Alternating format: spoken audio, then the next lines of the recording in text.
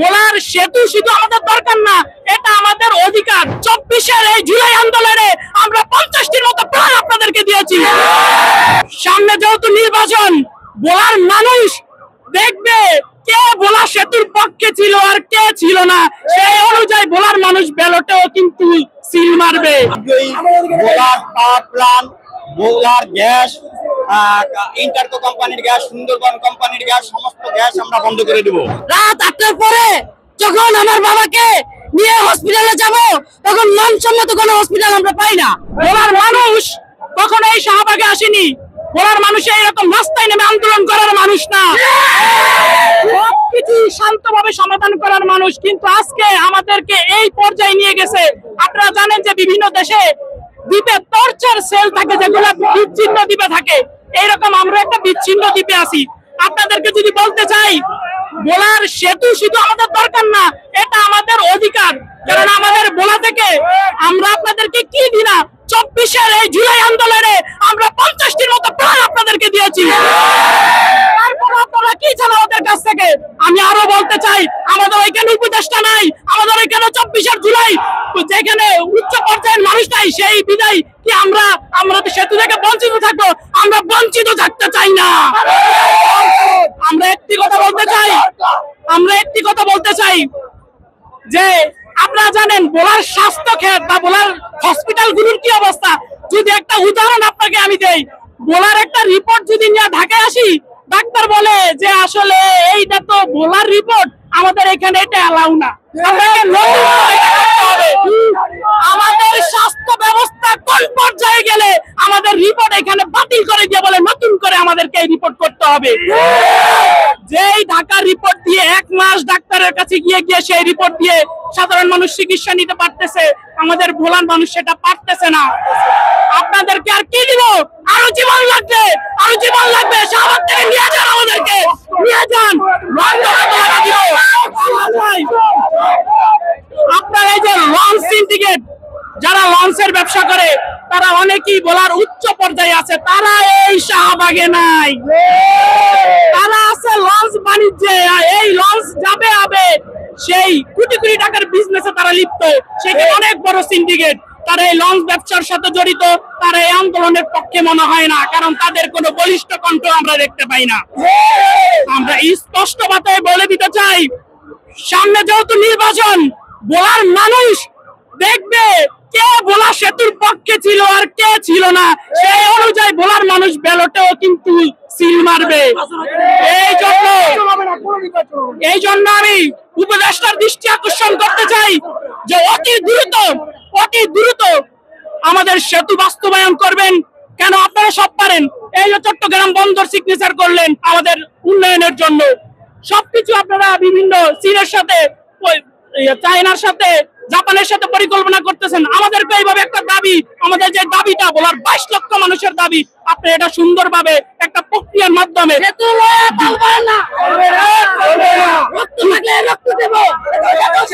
খুব শীঘ্রই আপনারা আরো জানলে দুঃখ হবেন যে আপনারা অন্যান্য জেলার মানুষ, একটি মানুষ যদি মারা যায় তাহলে তাকে মুভ অন করে জায়গা থেকে ইউটার্ন নিয়ে আপনারা চলে যেতে পারেন গাড়ি ঘুরিয়ে।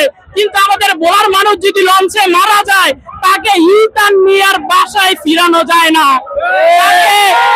তার লাশ নিয়ে 5-6 ঘন্টা লঞ্চে ওয়েট করতে হয়। তারপর নৌবাহিনীর গাড়ি যায়, তাও আবার উচ্চ কোনো ফ্যামিলির হলে যায়, আবার যায় না। এইরকম অবস্থা। এই যে বৈষম্য, এই বৈষম্য আমরা চাই না। আমরা একটা কথা বলতে চাই, সেতু চাই, সেতু চাই, সেতু চাই। এর বিকল্প কোনো কথা হবে না। সেতু চাই, no negotiation, no negotiation, no negotiation. আজকে আমরা এত সমাবেশ হয়েছি একটি কারণে, সেটা হচ্ছে আমাদের ভোলা বরিশাল সেতু চাই। এই সেতু কেন চাই? আমরা রাত 8টার পরে যখন আমার বাবাকে নিয়ে হসপিটালে যাব, তখন মানসম্মত কোনো হসপিটাল আমরা পাই না। ইভেন দ্যাট একজন ডাক্তার, ভালো একজন ডাক্তার আমার ভোলা থাকতে চায় না। কেন থাকতে চায় না? কারণ যোগাযোগ অবস্থা ভালো না। রক্ত লাগলে রক্ত দেব। প্রিয় ভাইয়েরা, আরেকটা মেসেজ আমি দিতে চাই ভোলাবাসীকে, যে আন্দোলন আমার জন্য, আমার বাবার জন্য, আমার মায়ের জন্য করতেছি, আগামী প্রজন্ম যেন করতে হয়, আজকে আমরা এই ব্রিজ, এই সেতু নিয়েই ছাড়বো আমরা। প্রিয় ভাইরা, আমাদের আইন শৃঙ্খলা বাহিনীর সাথে আমাদের কোনো সংযোগ বা মোকাবিলা করার দরকার নেই, বিরোধ নাই, কিন্তু তাদেরকে বলে দেখতে চাই, তারা যদি আমাদের পথে কোনো বাধা হয় তাহলে এর পরিণাম খুব খারাপ হবে বলে দিলাম। আমরা ভোলাবাসী, আমরা একজন শান্তশিষ্ট মানুষ, আমরা বদ্বীপ, আমরা একটা দ্বীপের মানুষ, আমরা কেন বঞ্চিত থাকবো? 1971 সালে যখন পাকিস্তান আমাদেরকে বিভিন্ন অধিকার থেকে বঞ্চিত করেছে, তখন এই বাংলাদেশ তখন ডিভাইডেড হয়েছে। আপনারা কি সেই ডিভাইডেড হতে চান? আমরা ডিভাইডেড হতে চাই না। আমরা ভোলাবাসী, আমাদের গ্যাস আছে, আমাদের বীরশ্রেষ্ঠ মোস্তফা কামাল আছে, আমাদের আন্দালিব রহমান পার্থ আছে, আমাদের নাজির রহমান মঞ্জু ছিল। এই নাজির রহমান মঞ্জু ভোলাবাসীর আধুনিক রূপকার ছিল। আজকে তো যদি সে বেঁচে থাকতো তাহলে আমাদের এই ভোলাবাসীর দাবি সময়ের মাত্র ছিল। প্রিয় ভোলাবাসী, আমি আর কিছু দীর্ঘিত করবো না আমাদের বক্তব্য। আমরা আমাদের দাবি ভোলা বরিশাল সেতু চাই, তার বিনিময়ে আমরা গ্যাস দিচ্ছি, পান সুপারির জন্য সুপারি দিচ্ছি, ইলিশ বাড়ি দিচ্ছি, ধান দিচ্ছি, আর কি দিব? দরকারে প্রয়োজনে আমরা আমাদের জীবন দিয়ে দেব। তারপরও আমাদের এই সেতু আমাদের প্রয়োজন ভাই, কারণ আমার মাকে বাবাকে আমাদের বাঁচাতে হবে। আমরা আজকে ইয়াং, কালকে আমরা বৃদ্ধ হব। সেই জন্য আমাদের ছেলেরা যেন এই রাস্তায় যেন এই শাহবাগ মোড়ে যেন আসতে না হয়, সেটার দিকে আপনারা বিবেচনা করবেন। এই জন্য আমরা সেতু নিয়ে বাড়ি ফিরবো ইনশাল্লাহ। আমাদেরকে বলা হয়েছিল চৌরা, ভোলাকে বলা হয়েছিল চৌরা, যে চৌরা বলছে তাদেরকে এখন চৌরাদের জাউরামি দেখাচ্ছি আমরা। ভোলা বরিশাল সেতু চাই দাবিতে আমাদের আন্দোলন ছিল যৌক্তিক, কোনো অযৌক্তিক আন্দোলন ছিল না। আমাদের বলা হয়েছিল, প্রযুক্তি করা হয়েছিল যে আমরা চৌরা, এটা হলো জাউরামির। আমি ভোলা বরিশাল সেতু চাই পক্ষ থেকে আজকে এখানে এসেছি।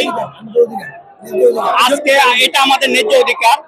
আপনারা জানেন ভোলা বরিশাল সেতু চাই দাবিতে চরপেশন থেকে লং মার্চ, পায়ে হেঁটে লং মার্চ ছিল।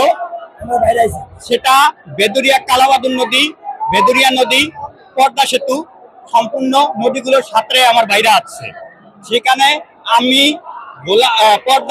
পদ্মা সেতু পায়ে হেঁটে পার হওয়ার জন্য আমি নিজে উপদেষ্টাদের সাথে কথা বলেছি, প্রকৌশলীদের সাথে কথা বলেছি, নির্বাহী অফিসারদের সাথে কথা বলেছি। তারা কেউ আমাদেরকে পদ্মা সেতু পায়ে হেঁটে আসতে দিবে না বলছে।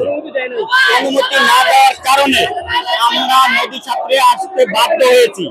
আপনারা মনে রাখবেন, এই পদ্মা সেতু দিয়ে যদি কখনো কোনো ভিআইপি প্রটোকলে কাউকে যদি হেঁটে আসতে দেওয়া হয়, ট্রাফিক যদি কখনো বন্ধ করা হয়, পদ্মা সেতুর নাট বল্টু কিন্তু ঢিলা, আপনাদের জায়গা দিয়ে ঢিলা নাট বল্টু ঢুকিয়ে দেওয়া হবে। ভোলাবাসী জেগে উঠেছে, ভোলাবাসী সেতু ছাড়া ঘরে ফিরবে না। ভোলাবাসী, আমাদের এটা যৌক্তিক দাবি।